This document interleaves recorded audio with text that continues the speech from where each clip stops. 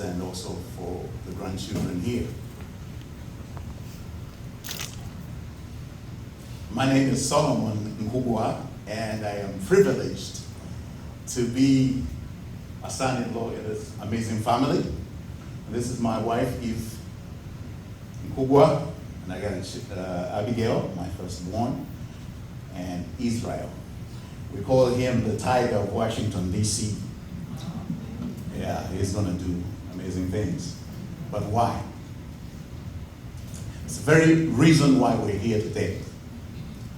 A blessing that gives and gives 100-fold. You're born like that, you have that kind of blessing, it's going to flow to the circle of your influence, your children, and other people. That was Mama Deborah Seremba.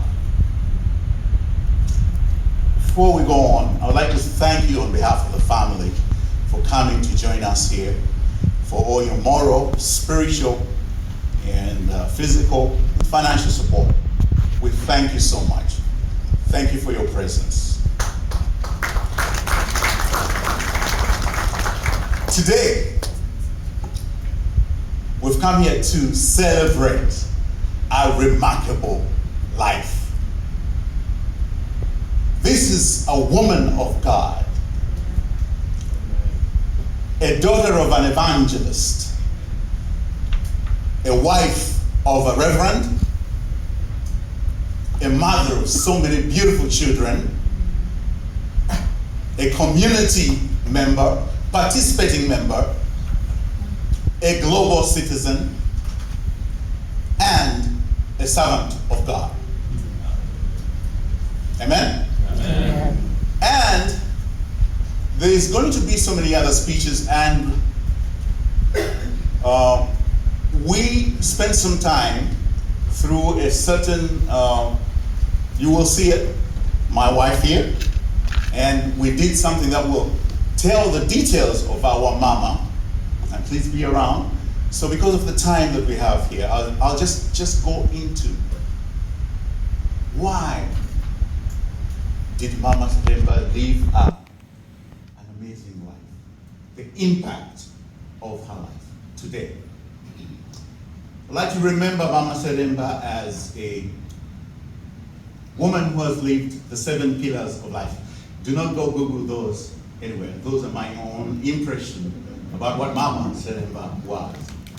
The first pillar is she's been a woman of faith. When she was born by her father, Matayo Cafredo, in January 1st, 1940. And she's lived all her 84 years, up to today, last July the 20th, 2024, when God decided to take her life. She came from a family of faith. She understood that to live this amazing life, which is life full of ups and downs, challenges, poverty, riches, times to laugh and times to cry, you needed to have faith. That was taught. That was a value that was taught from her family. Her father was a Jewish evangelist. I like to tell you, all these people you see here have some little bit of Jewish blood, for those that understand what that means. But what it really means is a blessing that gives 100-fold. Again and again. For those that may not be Jewish, and for those that are. If you associate with an individual like Mama Deborah Seremba. So these are 7 pillars. The second pillar, that's a faith. Second pillar, Mama Seremba was trained. She was a teacher. Professionally, she lived a life teaching others, but wherever she was, wherever you were, near the circle of her influence, she taught you. She had deeper wisdom, understanding, and she was, by the way, a very beautiful woman. When she entered into the room, you felt her presence. She was elegant, a woman of dignity. And if you engaged her, she listened very carefully. And if she chose to respond, her words were measured. She would have wanted, and she wants us to always, moving forward. For instance, I'm bubbly. Sometimes I might respond so sooner than I am listening. My wife always teaches me because she learned from the greatest teacher, her mama. But moving forward, we need to emulate that. And that's the second pillar, education. She was a teacher. She taught her children. It's not actually surprising that in her family we have pilots, teachers, engineers, we have doctors, and my wife is an IT guru. And back home we're all dummies. When the computer dies, she's the one who knows, like fragmentation, defragmentation, right?